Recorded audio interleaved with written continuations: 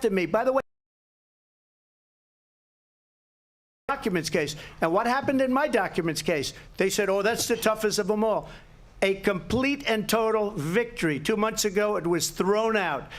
It's weaponization, and they used it, and it's never happened in this country. They used it to try and win an election. They're fake cases. President Trump, thank you. A really quick response here, Vice President Harris, on this notion of weaponization of the Justice Department. Well, let's talk about extreme and understand the context in which this election in 2024 is taking place. The United States Supreme Court recently ruled that the former president would essentially be immune from any misconduct if he were to enter the White House again. Understand, this is someone who has openly said he would terminate, I'm quoting, terminate the Constitution of the United States, that he would weaponize the Department of Justice against his political enemies. Someone who has openly expressed disdain for members of our military. Understand what it would mean if Donald Trump were back in the White House with no guardrails, because certainly we know now the court won't stop him. We know J.D. Vance is not going to stop him. It's up to the American people Vice President to stop Harris, him. Thank you. Lindsay? Vice President Harris, in your last run for president. This is the one that weaponized, not me. She weaponized. I probably took a bullet to the head because of the things that they say about me. They talk about democracy. I'm a threat to democracy. They're the threat to democracy with a fake Russia investigation we do have a lot that went nowhere. We have a lot to get to. Lindsay? Vice President Harris, in your last run for president, you said you wanted to ban fracking. Now you don't. You wanted mandatory government buyback programs for assault weapons. Now your campaign says you don't. You supported decriminalizing border crossings. Now you're taking a harder line. I know you say that your values have not changed. So then why have so many of your policy positions changed? So my values have not changed, and I'm going to discuss every one of at least every point that you've made. But in particular, let's talk about fracking, because we're here in Pennsylvania. I made that very clear in 2020. I will not ban fracking.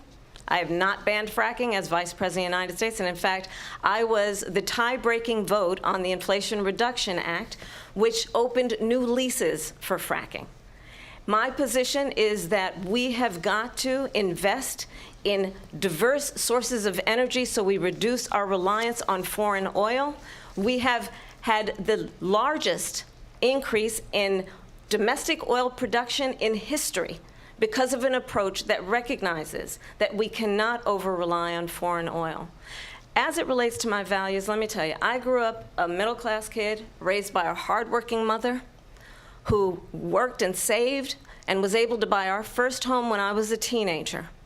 The values I bring to the importance of home ownership, knowing not everybody got handed $400 million on a silver platter and then filed bankruptcy 6 times, is a value that I bring to my work to say we are going to work with the private sector and home builders to increase 3 million homes, increase by 3 million homes by the end of my first term. My work that is related to having a friend when I was in high school who was sexually assaulted by her stepfather. And my focus then on protecting women and children from violent crime is based on a value that is deeply grounded in the importance of standing up for those who are most vulnerable. My work that is about protecting Social Security and Medicare is based on long-standing work that I have done, protecting seniors from scams. My values have not changed. And what is important is that there is a president who actually brings values and a perspective that is about lifting people up and not beating people down and name-calling. The true measure of the leader is the leader who actually understands the strength is not in beating people down, it's in lifting people up. I intend to be that president. President Trump, your response? Well, first of all, I wasn't given $400 million. I wish I was. My father was a Brooklyn builder, Brooklyn, Queens, and a great father, and I learned a lot from him. But I was given a fraction of that, a tiny fraction, and I built it into many, many billions of dollars, many, many billions. And when people see it, they are even surprised. So we don't have to talk about that. Fracking, she's been against it for 12 years. Defund the police, she's been against that forever. She gave all that stuff up very wrongly, very horribly, and everybody's laughing at it, okay? They're all laughing at it. She gave up at least 12 and probably 14 or 15 different policies, like She was big on defund the police. In Minnesota, she went out, wait a minute, I'm talking now, if you don't mind, please. Does that sound familiar? Don't lie. She went out in Minnesota and wanted to let criminals that killed people, that burned down Minneapolis, she went out and raised money to get them out of jail.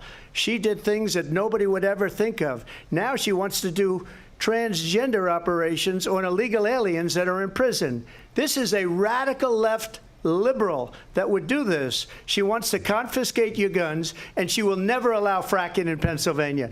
If she won the election, fracking in Pennsylvania will end on day one. Just to finish, one thing so important in my opinion. So I got the oil business going like nobody has ever done before.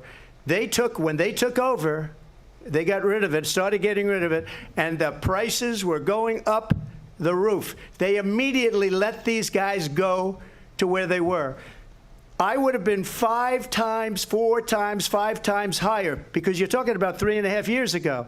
They got it up to where I was because they had no choice, because the prices of energy were quadrupling and doubling. You saw what happened to gasoline. So they said, let's go back to Trump. But if she won the election, the day after that election, they'll go back to destroying our country, and oil will be dead. Fossil fuel will be dead. We'll go back to windmills, and we'll go back to destroying our country. And when windmills and fossil fuel to get energy to come out. You ever see a solar plant? By the way, I'm a big fan of solar, but they take 400, 500 acres of desert President soil. Trump, we have a These lot are of not good issues things that we for the have to get environment to. that We're she out of time. understands. Thank you. Lindsay, thank you. We have an election in just 56 days. And I want to talk about the peaceful transfer of power, which, of course, we all know is a cornerstone of our democracy, and the role of a president in a moment of crisis. Mr. President, on January 6th, you told your supporters to march to the Capitol. You said you would be right there with them. The country and the world saw what played out at the Capitol that day, the officers coming under attack. Aides in the West Wing say you watched it unfold on television off the Oval Office. You did send out tweets, but it was more than 2 hours before you sent out that video message telling your supporters to go home.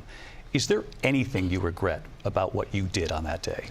You just said a thing that isn't covered. Peacefully and patriotically, I said during my speech, not later on. Peacefully and patriotically. And nobody on the other side was killed. Ashley Babbitt was shot by an out-of-control police officer that should have never, ever shot her. It's a disgrace. But we didn't do this group of people that have been treated so badly. I ask, what about all the people that are pouring into our country and killing people that she allowed to pour in? She was the border czar, remember that. She was the border czar. She doesn't want to be called the border czar because she's embarrassed by the border. In fact, she said at the beginning, well, I'm surprised you're not talking about the border yet. That's because she knows what a bad job they've done. What about those people? When are they going to be prosecuted? When are these people from countries all over the world, not just South America? They're coming in from all over the world, David, all over the world. And crime rates are down all over the world because of it. But let me just ask you, David, when are those people going to be prosecuted? When are the people that burned down Minneapolis going to be prosecuted? Or in Seattle? They went into Seattle. They took over a big percentage of the city of Seattle. When are those people going to be prosecuted? But let me just ask you. You might ask her that question. You were the president. You were watching it unfold on television. It's a very simple question as we move forward toward another election. Is there anything you regret about what you did on that day? Yes or no? I had nothing to do with that other than they asked me to make a speech. I showed up for a speech. I said, I think it's going to be big. I went to Nancy Pelosi and the mayor of Washington, D.C., and the mayor put it back in writing, as you know. I said, you know, this is going to be a very big rally or whatever you want to call it. And again, it wasn't done by me. It was done by others. I said, I'd like to give you 10,000 National Guard or soldiers. They rejected me. Nancy Pelosi rejected me. It was just 2 weeks ago. Her daughter has a tape of her saying she is fully responsible for what happened. They want to get rid of that tape. It would have never happened if Nancy Pelosi and the mayor of Washington did their jobs. I wasn't responsible for security. Nancy Pelosi was responsible. She didn't do her job. The question was about you as president, not about former Speaker Pelosi, but I do want Vice President Harris to respond here. I was at the Capitol on January 6th. I was the vice president-elect. I was also an acting senator. I was there. And on that day, the President of the United States incited a violent mob to attack our nation's capital, to desecrate our nation's capital. On that day, 140 law enforcement officers were injured, and some died. And understand, the former president has been indicted and impeached for exactly that reason. But this is not an isolated situation. Let's remember Charlottesville, where there was a mob of people carrying tiki torches, spewing anti-Semitic hate. And what did the president then at the time say? There were fine people on each side. Let's remember that when it came to the Proud Boys, a militia, the president said, the former president said, stand back and stand by. So for everyone watching who remembers what January 6th was, I say we don't have to go back. Let's not go back. We're not going back. It's time to turn the page. And if that was a bridge too far for you, well, there is a place in our campaign for you to stand for country, to stand for our democracy, to stand for rule of law, and to end the chaos, and to end the approach that is about attacking the foundations of our democracy because you don't like the outcome. And be clear on that point. Donald Trump, the candidate, has said in this election there will be a bloodbath if this and the outcome of this election is not to his liking. Let's turn the page on this. Let's not go back. Let's chart a course for the future and not go backwards to the past. Let me just follow up here. It was a different term, and it was a term that related to energy because they have destroyed our energy business. That was where bloodbath was. Also, on Charlottesville, that story has been, as you would say, debunked.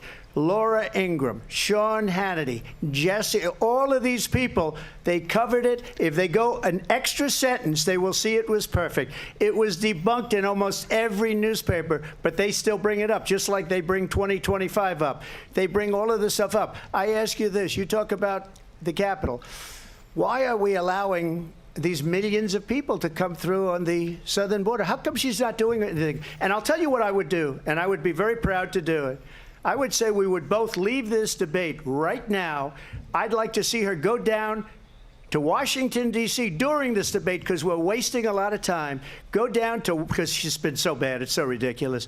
Go down to Washington, D.C. and let her sign a bill to close up the border because they have the right to do it. They don't need bills. They have the right to do it. The President of the United States, you'll get him out of bed. You'll wake him up at 4 o'clock in the afternoon. Right. You'll say, come on down to the office. Let's sign a bill. If he signs a bill that the border is closed, all he has to do is say it to the Border Patrol, who are phenomenal. If they do that, the border is closed. Mr. Those President, people are killing many people, unlike J6. We talked immigration here tonight. I do want to focus on this next issue to both of you because it really brings us this into focus, truth in these times that we're living in. Mr. President, for 3.5 years after you lost the 2020 election, you repeatedly falsely claimed that you won, many times saying you won in a landslide. In the past couple of weeks leading up to this debate, you have said, quote, you lost by a whisker, that you, quote, didn't quite make it, that you came up a little bit short. I said that? Are you now acknowledging that you lost in 2020? No, I don't acknowledge that at all. But I you said did that say sarcastically. That. You know that. It was said, oh, we lost by a whisker. That was said sarcastically. Look, there's so much proof. All you have to do is look at it. And they should have sent it back to the legislatures for approval. I got almost 75 million votes, the most votes any sitting president has ever gotten. I was told if I got 63, which was what I got in 2016, you can't be beaten. The election, people should never be thinking about an election as fraudulent. We need two things. We need walls, and we have to have it. We have to have borders, and we have to have good elections. Our elections are bad. And a lot of these illegal immigrants coming in, they're trying to get them to vote. They can't even speak English. They don't even know what country they're in practically. And these people are trying to get them to vote. And that's why they're allowing them to come into our country. I did watch all of these pieces of video. I didn't detect the sarcasm, lost by a whisker. We didn't quite make it. And we should just point out here as clarification, and you know this, you and your allies, 60 cases in front of many judges, many of them no Republican. Judge looked at it. And said they there was said no we didn't have widespread standing. fraud. That's the other thing. They said we didn't have standing, a technicality. Can you imagine a system where a person in an election doesn't have standing? The President of the United States doesn't have standing. That's how we lost. If you look at the facts, and I'd love to have you'll do a special on it. I'll show you Georgia, and I'll show you Wisconsin, and I'll show you Pennsylvania, and I'll show you. We have so many facts and statistics, but you know what? That doesn't matter, because we have to solve the problem that we have right now. That's old news. And the problem that we have right now is we have a nation in decline, and they have put it into decline. We have a nation that is dying, David. Mr. President, thank you. Vice President Harris, you heard the president there tonight. He said he didn't say that he lost by whisker. So he still believes he did not lose the election that was won by President Biden and yourself. But I do want to ask you about something that's come up in the last couple of days. This was a post from President Trump about this upcoming election just weeks away. He said, when I win, those people who cheated, and then he lists donors, voters, election officials, he says will be prosecuted to the fullest extent of the law, which will include long-term prison sentences. One of your campaign's top lawyers responded saying, we won't let Donald Trump intimidate us. We won't let him suppress the vote. Is that what you believe he's trying to do here? Donald Trump was fired by 81 million people. So let's be clear about that. And clearly he is having a very difficult time processing that. But we cannot afford to have a president of the United States who attempts, as he did in the past, to upend the will of the voters in a free and fair election. And I'm going to tell you that I have traveled the world as Vice President of the United States, and world leaders are laughing at Donald Trump. I have talked with military leaders, some of whom worked with you, and they say you're a disgrace. And when you then talk in this way in a presidential debate and deny what over and over again are court cases you have lost because you did, in fact, lose that election, it leads one to believe that perhaps we do not have in the candidate to my right the temperament or the ability to not be confused about fact. That's deeply troubling, and the American people deserve better. I'll give you 1 minute to respond, Mr. President. Let me just say about world leaders. Viktor Orban, one of the most respected men, they call him a strong man. He's a tough person, smart. Prime Minister of Hungary. They said, why is the whole world blowing up? 3 years ago it wasn't. Why is it blowing up? He said, because you need Trump back as president. They were afraid of him. China was afraid, and I don't like to use the word afraid, but I'm just quoting him. China was afraid of him. North Korea was afraid of him. Look at what's going on with North Korea, by the way. He said Russia was afraid of him. I ended the Nord Stream 2 pipeline, and Biden put it back on day one, but he ended the XL pipeline.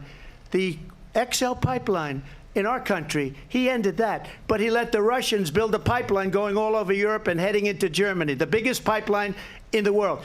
Look, Viktor Orban said it. He said the most respected, most feared person is Donald Trump. We had no problems when Trump was president, but when this weak, pathetic man that you saw at a debate just a few months ago, that if he weren't in that debate, he'd be running instead of her. She got no votes. He got 14 million votes. What you did, you talk about a threat to democracy. He got 14 million votes, and they threw him out of office. And you know what? I'll give you a little secret. He hates her. He can't stand her. But he got 14 million votes. They threw him out. She got 0 votes. And when she ran, she was the first one to leave because she failed. And now she's running. I don't understand it, but I'm okay with it because your time is I think up. we're Thank going to you. do very well. We've got a lot more to get to. Turning now to the Israel-Hamas war and the hostages who are still being held, Americans among them. Vice President Harris, in December, you said, quote, Israel has a right to defend itself, but you added, quote, it matters how, saying international humanitarian law must be respected. Israel must do more to protect innocent civilians. You said that 9 months ago. Now an estimated 40,000 Palestinians are dead. Nearly 100 hostages remain. Just last week, Prime Minister Benjamin Netanyahu said there's not a deal in the making. President Biden has not been able to break through the stalemate. How would you do it? Well, let's understand how we got here. On October 7, Hamas, a terrorist organization, slaughtered 1,200 Israelis. many of them young people who were simply attending a concert. Women were horribly raped. And so absolutely, I said then, I say now, Israel has a right to defend itself. We would. And how it does so matters, because it is also true, far too many innocent Palestinians have been killed. Children, mothers. What we know is that this war must end. It must end immediately, and the way it will end is we need a ceasefire deal and we need the hostages out. And so we will continue to work around the clock on that. Work around the clock, also understanding that we must chart a course for a two-state solution. And in that solution, there must be security for the Israeli people and Israel, and in equal measure for the Palestinians. But the one thing I will assure you always, I will always give Israel the ability to defend itself, in particular as it relates to Iran and any threat that Iran and its proxies pose to Israel. But we must have a two-state solution where we can rebuild Gaza, where the Palestinians have security, self-determination, and the dignity they so rightly deserve. President Trump, how would you negotiate with Netanyahu and also Hamas in order to get the hostages out and prevent the killing of more innocent civilians in Gaza? If I were president, it would have never started. If I were president, Russia would have never, ever, I know Putin very well, he would have never, and there was no threat of it either, by the way, for 4 years, have gone into Ukraine and killed millions of people when you add it up, far worse than people understand what's going on over there. But when she mentions about Israel, all of a sudden, she hates Israel. She wouldn't even meet with Netanyahu when he went to Congress to make a very important speech. She refused to be there because she was at a sorority party of hers. She wanted to go to the sorority party. She hates Israel. If she's president, I believe that Israel will not exist within 2 years from now. And I've been pretty good at predictions, and I hope I'm wrong about that one. She hates Israel. At the same time, in her own way, she hates the Arab population because the whole place is going to get blown up. Arabs, Jewish people, Israel will be gone. It would have never happened. Iran was broke under Donald Trump. Now Iran has $300 billion because they took off all the sanctions that I had. Iran had no money for Hamas or Hezbollah or any of the 28 different spheres of terror, and they are spheres of terror, horrible terror. They had no money. It was a big story, and you know it. You covered it very well, actually. They had no money for terror. They were broke. Now they're a rich nation, and now what they're doing is they're spreading that money around. Look at what's happening with the Houthis and Yemen. Look at what's going on in the Middle East. This would have never happened. I will get that settled and fast, and I'll get the war with Ukraine and Russia ended. If I'm president-elect, I'll get it done before even becoming president. Vice President Harris, he says you hate Israel. That's absolutely not true. I have my entire career and life supported Israel and the Israeli people. He knows that. He's trying to, again, divide and distract from the reality, which is it is very well known that Donald Trump is weak and wrong on national security and foreign policy. It is well known that he admires dictators, wants to be a dictator on day one, according to himself. It is well known that he said of Putin that he can do whatever the hell he wants and go into Ukraine. It is well known that he said when Russia went into Ukraine, it was brilliant.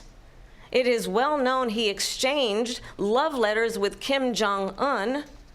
And it is absolutely well known that these dictators and autocrats are rooting for you to be president again because they're so clear. They can manipulate you with flattery and favors. And that is why so many military leaders who you have worked with have told me you are a disgrace. That is why we understand that we have to have a president who is not consistently weak and wrong on national security, including the importance of upholding and respecting in highest regard our military. Vice President Harris, thank you. They're the ones, and she's the one that caused it. that's weak on national security by allowing every nation last month for the year, 168 different countries sending people into our country. Their crime rates are way down. Putin endorsed her last week, said, I hope she wins. And I think he meant it, because what he's gotten away with is absolutely incredible. It wouldn't have happened with me. The leaders of other countries think that they're weak and incompetent, and they are. They're grossly incompetent. And I just ask one question. Why does Biden go in and kill the Keystone Pipeline and approve the single biggest deal that Russia's ever made, Nord Stream 2, the biggest pipeline anywhere in the world going to Germany and all over Europe? Because they're weak and they're ineffective. And Biden, by the way, President gets paid Trump, a lot of money. Thank you. We have a lot of issues to get to. We'll be right back with much more of this historic ABC News presidential debate from the National Constitution Center right here in Philadelphia. Back in a moment.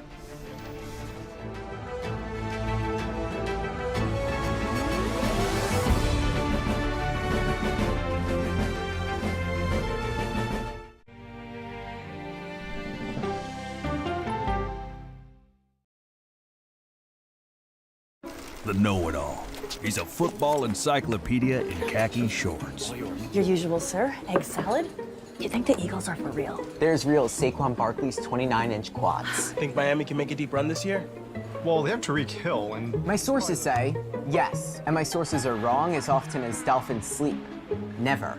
Wow. His vast knowledge of the game far exceeds that of his 14-year-old brain. With NFL Plus Premium, you too can be a football know-it-all. Ready to ride? Do you know who you're talking to? I'm a win regardless. Celebrate a new season of The Chi. I vow to show up for those that need help, those that just need somebody to listen. And enjoy even more powerful series. Oh my God. Is that it? And groundbreaking movies. Power for the voiceless. You only get one life and you have to live it to the fullest. This is my community. I love y'all. We on the rise. Black Voices. Explore the collection on Paramount Plus. Streaming on the free CBS News app. Washington is the seat of power. National security, foreign policy, global economics, every story comes through Washington in some way. We bring some of the most powerful voices in America to the table. We don't just ask the questions, you have to go deeper. We try to understand what's at the heart of the issue we're talking about, to then come forward with solutions. Face the Nation on CBS. The justices ruled that Harvard and the University of North Carolina violated the Constitution. In the aftermath of the Supreme Court decision to end affirmative action in college admissions, uncertainty sets in for some students of color. Affirmative action really gave us an equal opportunity. CBS Reports explores the historic decision and what it means for those chasing an opportunity to change their lives. I knew that college was the ticket to break this cycle. The end of affirmative action, now streaming on the free CBS News app. Washington is the seat of power. National security, foreign policy, global economics, every story comes through Washington in some way. We bring some of the most powerful voices in America to the table. We don't just ask the questions, you have to go deeper. We try to understand what's at the heart of the issue we're talking about, to then come forward with solutions. Face the Nation on CBS. The justices ruled that Harvard and the University of North Carolina violated the Constitution. In the aftermath of the Supreme Court decision to end affirmative action in college admissions, uncertainty sets in for some students of color. Affirmative action really gave us an equal opportunity. CBS Reports explores the historic decision and what it means for those chasing an opportunity to change their lives. I knew that college was the ticket to break this cycle. The end of affirmative action, now streaming on the free CBS News app. Washington is the seat of power. National security, foreign policy, global economics, every story comes through Washington in some way. We bring some of the most powerful voices in America to the table. We don't just ask the questions, you have to go deeper. We try to understand what's at the heart of the issue we're talking about, to then come forward with solutions. Face the Nation on CBS. the justices ruled that Harvard and the University of North Carolina violated the Constitution. In the aftermath of the Supreme Court decision to end affirmative action in college admissions, uncertainty sets in for some students of color. Affirmative action really gave us an equal opportunity. CBS Reports explores the historic decision and what it means for those chasing an opportunity to change their lives. I knew that college was the ticket to break this cycle. The end of affirmative action, now streaming on the free CBS News app. Coming up, our series. Wait a minute. Tom, is that you working the camera? Keep leaning out of your close-up. How do you say Tony and Nate? You mean not say? I swear they should have a camera during the commercial. It was such a good time here. Your morning routine just got better. CBS Mornings.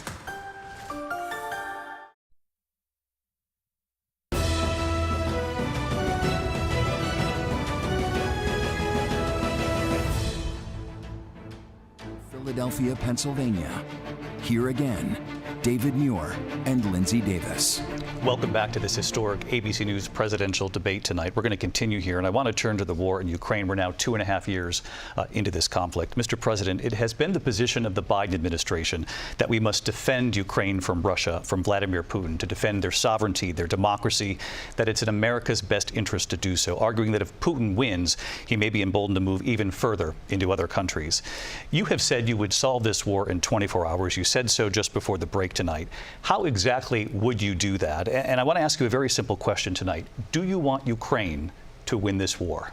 I want the war to stop. I want to save lives that are being uselessly, people being killed by the millions. It's the millions. It's so much worse than the numbers that you're getting, which are fake numbers.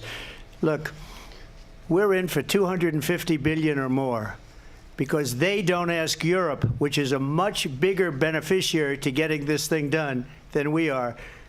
They're in for $150 billion less because Biden and you don't have the courage to ask Europe like I did with NATO.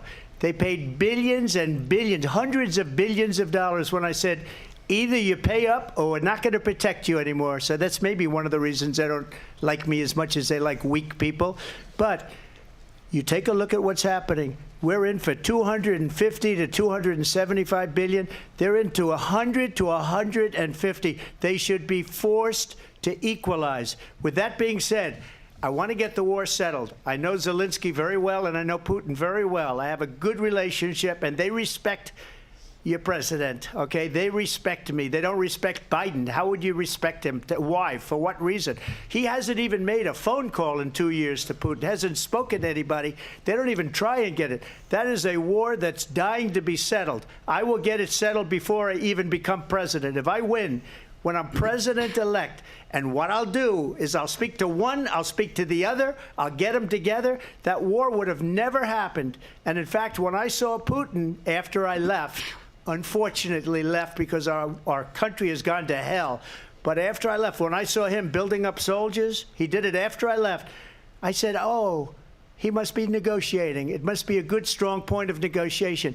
Well, it wasn't, because Biden had no idea how to talk to him. He had no idea how to stop it. And now you have millions of people dead, and it's only getting worse, and it could lead to World War III. Don't kid yourself, David. We're playing with World War III, and we have a president that we don't even know if he's... Where is our president? We don't even know if he's a president. And just to clarify they here... They threw him out of a campaign like a dog. We don't even know. Is he our president? But we have a president, Mr. President, that doesn't know he's alive. Your time is up.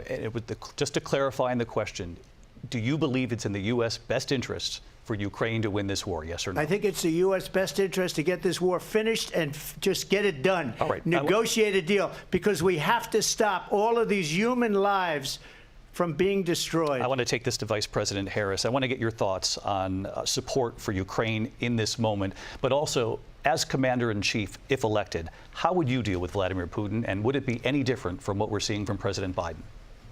Well, first of all, it's important to remind the former president you're not running against Joe Biden, you're running against me. I believe the reason that Donald Trump says that this war would be over within 24 hours is because he would just give it up.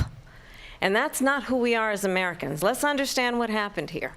I actually met with Zelensky a few days before Russia invaded, tried through force to change territorial boundaries, to defy one of the most important international rules and norms, which is the importance of sovereignty and territorial integrity. And I met with President Zelensky. I shared with him American intelligence about how he could defend himself. Days later, I went to NATO's eastern flank, to Poland and Romania. And through the work that I and others did, we brought 50 countries together to support Ukraine in its righteous defense. And because of our support, because of the air defense, the ammunition, the artillery, the javelins, the Abrams tanks that we have provided, Ukraine stands as an independent and free country. If Donald Trump were president, Putin would be sitting in Kyiv right now. And understand what that would mean, because Putin's agenda is not just about Ukraine. Understand why the European allies and our NATO allies are so thankful that you are no longer president, and that we understand the importance of the greatest military alliance the world has ever known, which is NATO, and what we have done to preserve the ability of Zelensky and the Ukrainians to fight for their independence. Otherwise, Putin would be sitting in Kyiv with his eyes on the rest of Europe, starting with Poland. And why don't you tell the 800,000 Polish Americans right here in Pennsylvania how quickly you would give up for the sake of favor and what you think is a friendship with what is known to be a dictator who would eat you for lunch. Vice President Harris, thank you. We've heard from both of you on Ukraine tonight. Afghanistan came up in the last hour. I wanted her to respond to something you said earlier, and please, I'll give you a minute here. Putin would be sitting in Moscow, and he wouldn't have lost 300,000 men and women, but he would have been sitting in Moscow. Quiet, please. He would have been sitting in Moscow much happier than he is right now. But eventually, you know, he's got a thing that other people don't have. He's got nuclear weapons. They don't ever talk about that. He's got nuclear weapons. Nobody ever thinks about that. And eventually, maybe he'll use them, and maybe he hasn't been that threatening. But he does have that, something we don't even like to talk about. Nobody likes to talk about it. But just so you understand, they sent her to negotiate peace before this war started. 3 days later, he went in and he started the war because everything they said was weak and stupid. They said the wrong things. That war should have never started. She was the emissary. They sent her in to negotiate with Zelensky and Putin, and she did. And the war started 3 days later. And that's the kind of talent we have with her. She's worse than Biden. In my opinion, I think he's the worst president in the history of our country. She goes down as the worst vice president in the history of our country. But let me tell you something. She is a horrible negotiator. They sent her in to negotiate. As soon as they left, Putin did the invasion. President Trump, thank you. You did bring up something. You said she went to negotiate with Vladimir Putin. Vice President Harris, have you ever met Vladimir Putin? Can you clarify tonight? Yet again, I said it at the beginning of this debate, you're going to hear a bunch of lies coming from this fellow. And that is another one. When I went to meet with President Zelensky, I've now met with him over 5 times. The reality is it has been about standing as America always should, as a leader upholding international rules and norms, as a leader who shows strength, understanding that the alliances we have around the world are dependent on our ability to look out for our friends and not favor our enemies because you adore strongmen instead of caring about democracy. And that is very much what is at stake here. The President of the United States is commander-in-chief. And the American people have a right to rely on a president who understands the significance of America's role and responsibility in terms of ensuring that there is stability and ensuring we stand up for our principles and not sell them for the benefit of personal flattery. We've talked about Ukraine and Vladimir Putin. I do want to talk about Afghanistan. It came up in the first hour of this debate. I wanted to move on to Afghanistan. Stoltenberg said Trump did the most amazing thing I've ever seen. He got these countries, the 28 countries at the time, to pay up. He said, I've never seen. He's the head of NATO. He said, I've never seen. For years, we were paying almost all of NATO. We were being ripped off by European nations, both on trade and on NATO. I got them to pay up by saying one of the statements you made before, if you don't pay, we're not going to protect you. President Otherwise, Trump. we would have never gotten it. He said it was one of the most incredible jobs that he's ever seen done. Thank you. I want to turn to Afghanistan. It came up in the first hour of the debate, and we witnessed a poignant moment today on Capitol Hill, honoring the soldiers who died in the chaotic withdrawal from Afghanistan. I do want to ask the Vice President, do you believe you bear any responsibility in the way that withdrawal played out? Well, I will tell you, I agreed with President Biden's decision to pull out of Afghanistan. 4 presidents said they would, and Joe Biden did. And as a result, America's taxpayers are not paying the $300 million a day we were paying for that endless war. And as of today, there is not one member of the United States military who is in active duty in a combat zone in any war zone around the world, the first time this century. But let's understand how we got to where we are. Donald Trump, when he was president, negotiated one of the weakest deals you can imagine. He calls himself a deal maker. Even his national security advisor said it was a weak, terrible deal. And here's how it went down. He bypassed the Afghan government. He negotiated directly with a terrorist organization called the Taliban. The negotiation involved the Taliban getting 5,000 Taliban terrorists released. And get this, and the president at the time invited the Taliban to Camp David, a place of storied significance for us as Americans, a place where we honor the importance of American diplomacy, where we invite and receive respected world leaders. And this former president, as president, invited them to Camp David because he does not again appreciate the role and responsibility of the President of the United States to be commander-in-chief with a level of respect. And this gets back to the point of how he has consistently disparaged and demeaned members of our military, fallen soldiers, and the work that we must do to uphold the strength and the respect of the United States of America around the world. Vice President Harris, thank you. President Trump, your response to her saying that you began the negotiations with the Taliban. So if you take a look at that period of time, the Taliban was killing our soldiers, a lot of them, with snipers. And I got involved with the Taliban because the Taliban was doing the killing. That's the fighting force within Afghanistan. They don't bother doing that because, you know, they deal with the wrong people all the time. But I got involved. And Abdul is the head of the Taliban. He is still the head of the Taliban. And I told Abdul, don't do it anymore. You do it anymore, you're going to have problems. And he said, why do you send me a picture of my house? I said, you're going to have to figure that out, Abdul. And for 18 months, we had nobody killed. We did have an agreement negotiated by Mike Pompeo. It was a very good agreement. The reason it was good, it was we were getting out. We would have been out faster than them, but we wouldn't have lost the soldiers. We wouldn't have left many Americans behind, and we wouldn't have left $85 billion worth of brand new, beautiful military equipment behind. And just to finish, they blew it. The agreement said you have to do this, and they didn't do it.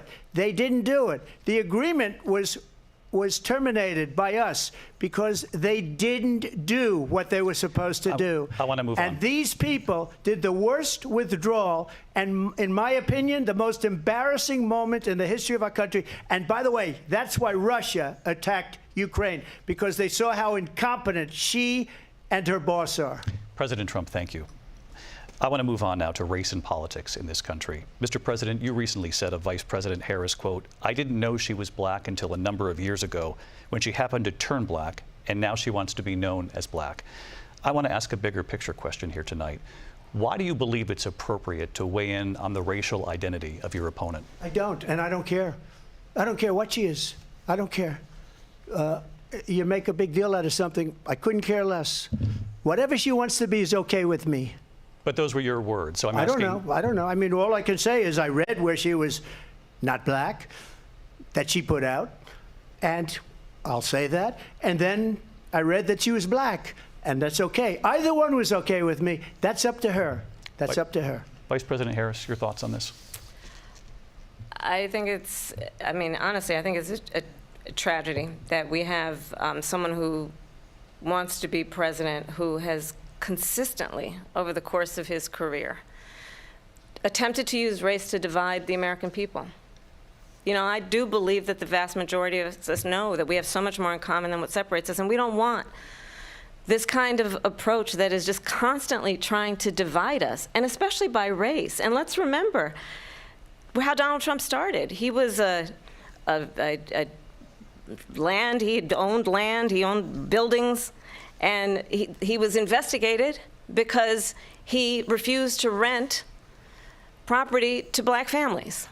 Let's remember, this is the same individual who took out a full-page ad in the New York Times calling for the execution of 5 young black and Latino boys who were innocent, the Central Park 5.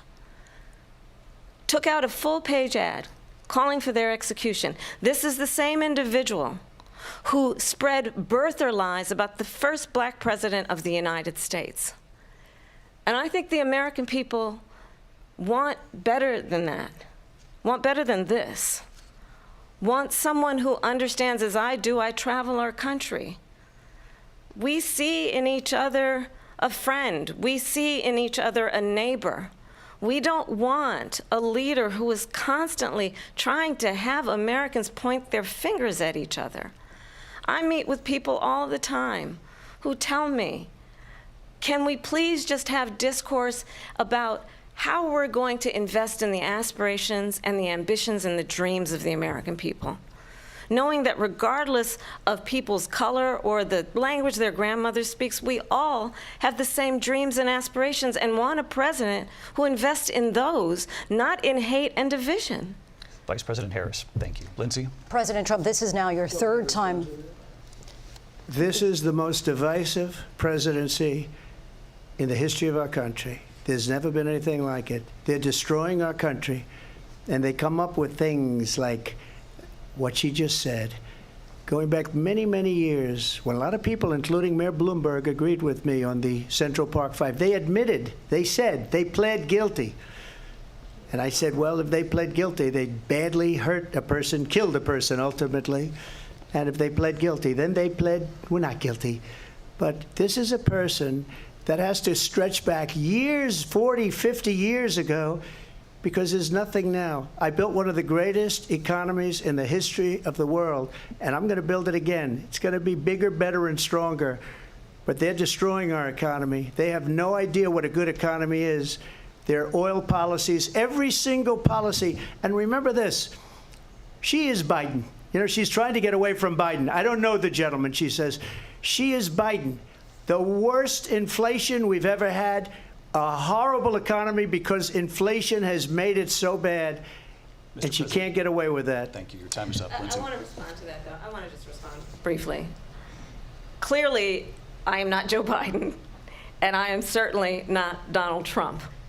And what I do offer is a new generation of leadership for our country, one who believes in what is possible, one who brings a sense of optimism about what we can do instead of always disparaging the American people. I believe in what we can do to strengthen our small businesses, which is why I have a plan. Let's talk about our plans and let's compare the plans. I have a plan to give startup businesses $50,000 tax deduction, to pursue their ambitions, their innovation, their ideas, their hard work. I have a plan, $6,000 for young families for the first year of your child's life, to help you in that most critical stage of your child's development. I have a plan that is about allowing people to be able to pursue what has been fleeting in terms of the American dream by offering a help with down payment of $25,000 down payment assistance for first-time home buyers.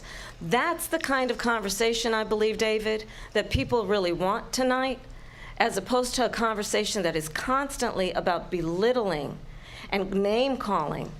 Let's turn the page Vice President and move Harris, forward. thank you. Let's turn to policy. President Let's Trump, turn back we to have policy. to move on. President Trump. Let's turn to policy, She please. has a plan to defund the police. She has a plan to confiscate everybody's gun. President Trump, she we has do a have to plan move to on to not other allow issues. fracking in Pennsylvania or anywhere else. Okay. That's what her President. plan is until just recently. I just need Lindsay, to go ahead. respond because Trump, no, the President former Trump, president has said no, I'm something sorry. twice that I need to No, respond to. I'm sorry. We're I just going need to move respond on, Vice one President time Harris. to what he has President said Trump, this is multiple now times. your Yes. third time running for president. You have long vowed to repeal and replace the Affordable Care Act, also known as Obamacare. You have failed to accomplish that. You now say you're going to keep Obamacare, quote, unless we can do something much better. Correct. Last month, you said, quote, we're working on it. So tonight, 9 years after you first started running, do you have a plan, and can you tell us what it is? Obamacare was lousy health care, always was. It's not very good today. And what I said, that if we come up with something, and we are working on things, we're going to do it and we're going to replace it. But remember this, I inherited Obamacare because Democrats wouldn't change it. They wouldn't vote for it. They were unanimous. They wouldn't vote to change it. If they would have done that, we would have had a much better plan than Obamacare. But the Democrats came up. They wouldn't vote for it. I had a choice to make when I was president. Do I save it and make it as good as it can be, never going to be great, or do I let it rot? And I felt I had an obligation, even though politically it would have been good to just let it rot and let it go away. I decided, and I told my people, the top people, and they're very good people. I have a lot of good people in that administration. We read about the bad ones. We had some real bad ones, too, and so do they. They have really bad ones. The difference is they don't get rid of them. But let me just explain. I had a choice to make. Do I save it and make it as good as it can be, or do I let it rot? And I saved it. I did the right thing.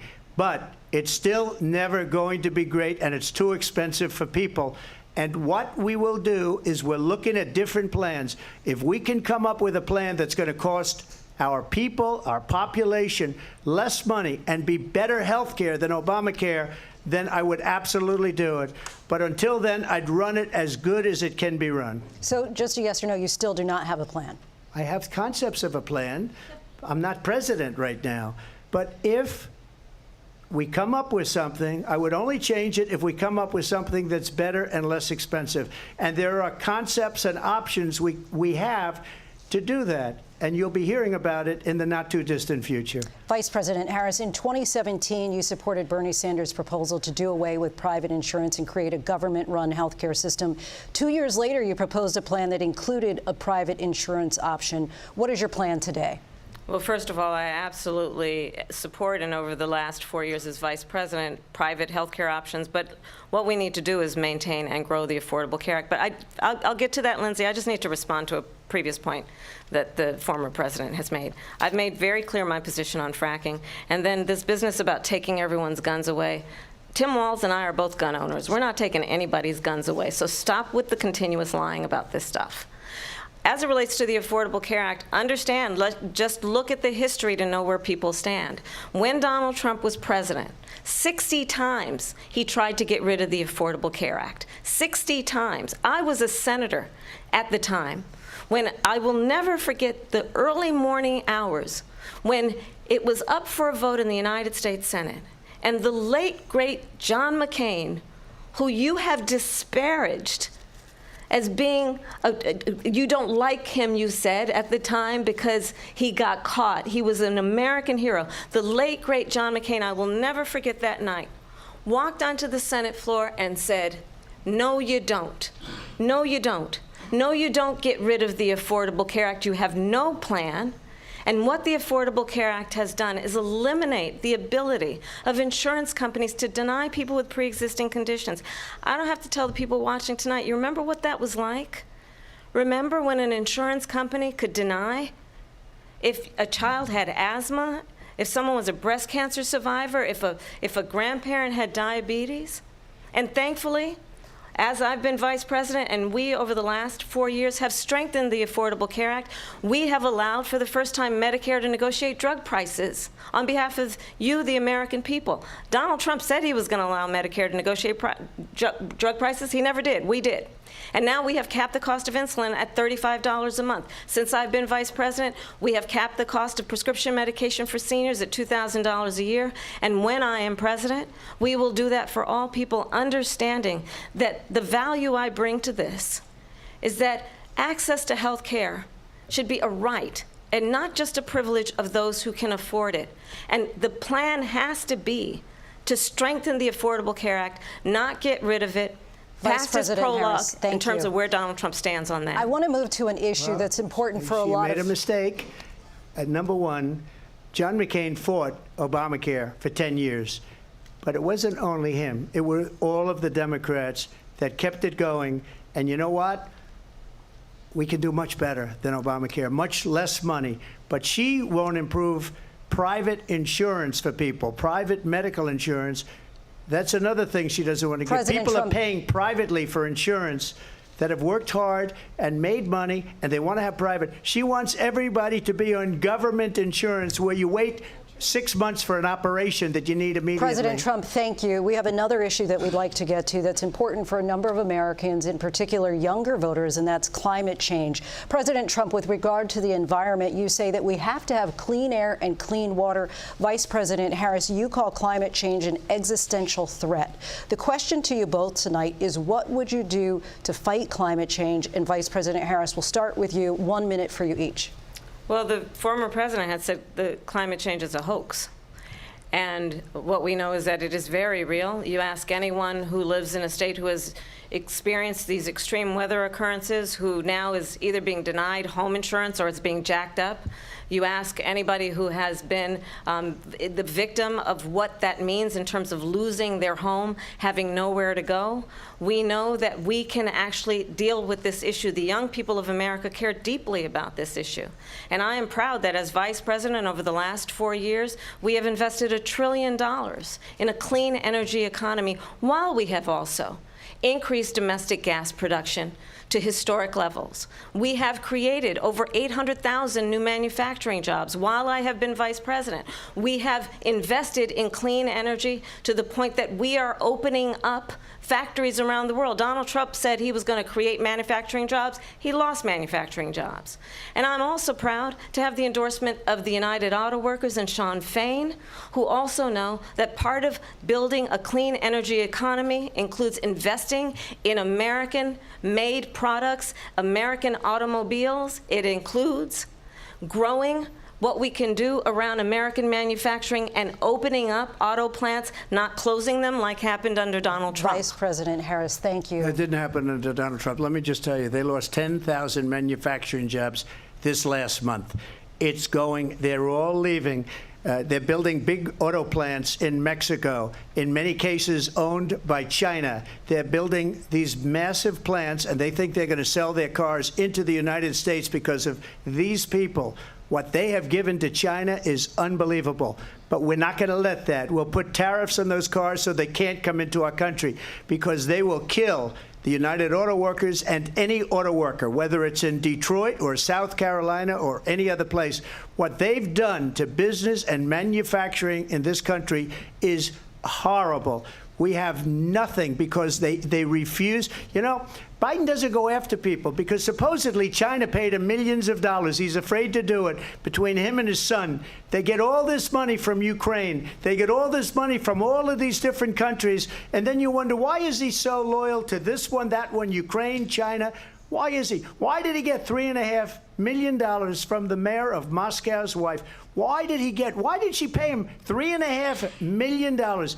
This is a crooked administration, and they're selling our country down the tubes. President Trump, thank you. Thank you. We'll be right back with closing statements from both of our candidates. An historic night, this ABC News presidential debate from Philadelphia. Back in a moment.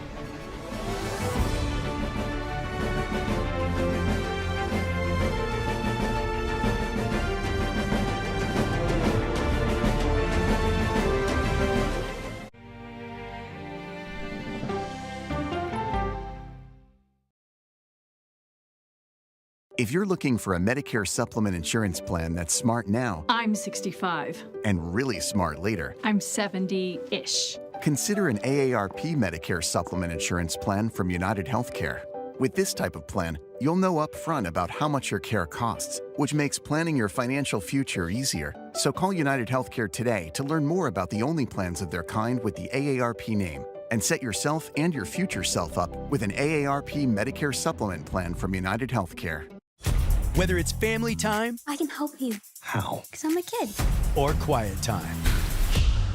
Paramount Plus and Walmart Plus will show you the best time when you make it a movie night. You like that one? Enjoy a mountain of movies. Are you not entertained? Plus free delivery of everything you need for a great time at home. This is just so exciting. A Paramount Plus subscription included with a Walmart Plus membership. We're building something. We have to think big. What do you know about wind turbines? I know they blow. You're an outsider. Tulsa is mine. We might have some trouble coming our way. You want to build a future, you got to know what you want. We're in this together. You want to go down fighting? I don't answer to anybody. Tulsa King, new season streaming September 15th, exclusively on Paramount Plus. Streaming on the free CBS News app.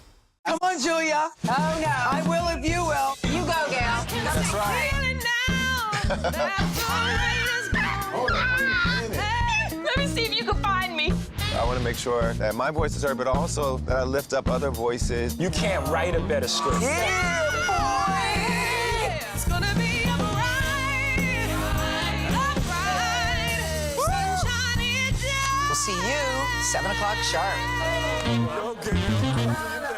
Okay, so let's just start at the beginning. Well, let me start with this. What is at stake here? What is the answer then? Do you know why? You want me to just keep going? Is that a good thing or a bad thing? Were there death threats? How is this possible? What's wrong with that argument? Are you saying they lied? Have you told the government that? Why won't you say the word crisis? You're not answering my question. This really is that scary? Does that make sense? What do you mean? What does that mean in Did English? any of that make sense?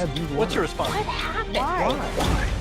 It's time for the CBS News Original 60 Minutes, Sunday on CBS and streaming on Paramount Plus.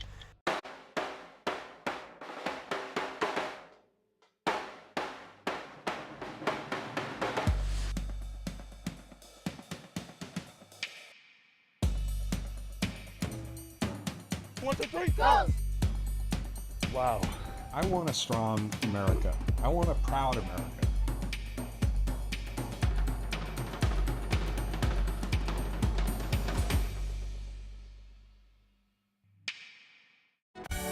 Stories that inform. You can be really old at 60, and you can be really young at 85. Inspire. How do we unlock the power within ourselves to be who we want to be? And brighten your day. The best part of fame is making people feel good. Always send the people home happy. Make every day a little more like Sunday morning. Here comes the sun. Stream now on the free CBS News app. I think I asked direct questions. I don't know that they're tough questions per se. Why aren't you holding yourself to that standard? It doesn't look like Congress is doing anything. What has to happen? That's the role of Face the Nation, to focus on the issues at hand, and that means a civil conversation with perspective. This is CBS.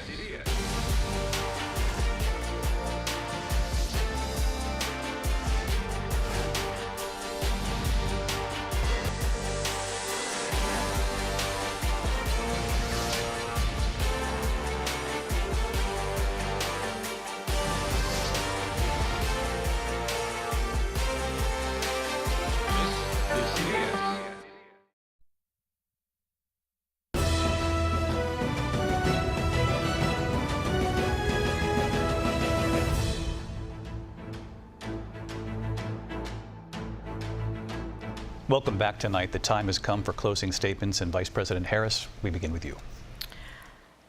So I think you've heard tonight two very different visions for our country.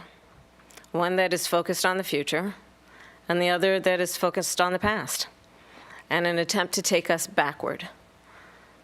But we're not going back. And I do believe that the American people know we all have so much more in common than what separates us. And we can chart a new way forward. And a vision of that includes having a plan, understanding the aspirations, the dreams, the hopes, the ambition of the American people, which is why I intend to create an opportunity economy, investing in small businesses, in new families, in what we can do around protecting seniors, what we can do that is about giving hardworking folks a break and bringing down the cost of living. I believe in what we can do together that is about sustaining America's standing in the world and ensuring that we have the respect that we so rightly deserve, including respecting our military and ensuring we have the most lethal fighting force in the world. I will be a president that will protect our fundamental rights and freedoms, including the right of a woman to make decisions about her own body and not have her government tell her what to do. I'll tell you, I started my career as a prosecutor. I was a DA, I was an attorney general, a United States senator, and now vice president. I've only had one client, the people. And I'll tell you, as a prosecutor, I never asked a victim or a witness, are you a Republican or a Democrat? The only thing I ever asked them, are you okay? And that's the kind of president we need right now. Someone who cares about you and is not putting themselves first. I intend to be a president for all Americans and focus on what we can do over the next 10 and 20 years to build back up our country by investing right now in you, the American people. Vice President Harris, thank you. President Trump? So she just started by saying she's going to do this, she's going to do that, she's going to do all these wonderful things. Why hasn't she done it? She's been there for 3.5 years. They've had 3.5 years to fix the border. They've had 3.5 years to create jobs and all the things we talked about. Why hasn't she done it? She should leave right now, go down to that beautiful White House, go to the Capitol, get everyone together and do the things you want to do, but you haven't done it, and you won't do it because you believe in things that the American people don't believe in. You believe in things like we're not going to frack. We're not going to take fossil fuel. We're not going to do things that are going to make this country strong, whether you like it or not. Germany tried that, and within 1 year, they were back to building normal energy plants. We're not ready for it. We can't sacrifice our country for the sake of bad vision. But I just ask one simple question. Why didn't she do it? We're a failing nation. We're a nation that's in serious decline. We're being laughed at all over the world. All over the world, they're laughed. I know the leaders very well. They're coming to see me. They call me. We're laughed at all over the world. They don't understand what happened to us as a nation. We're not a leader. We don't have any idea what's going on. We have wars going on in the Middle East. We have wars going on with Russia and Ukraine. We're going to end up in a third world war, and it'll be a war like no other because of nuclear weapons, the power of weaponry. I rebuilt our entire military. She gave a lot of it away to the Taliban. She gave it to Afghanistan. What these people have done to our country, and maybe toughest of all, is allowing millions of people to come into our country. Many of them are criminals, and they're destroying our country. The worst president, the worst vice president in the history of our country. President Trump, thank you. And that is our ABC News presidential debate from here in Philadelphia at the National Constitution Center. I'm Lindsay Davis. And I'm David Muir. Thank you for watching here in the U.S. and all over the world, and from all of us here at ABC News. Good night.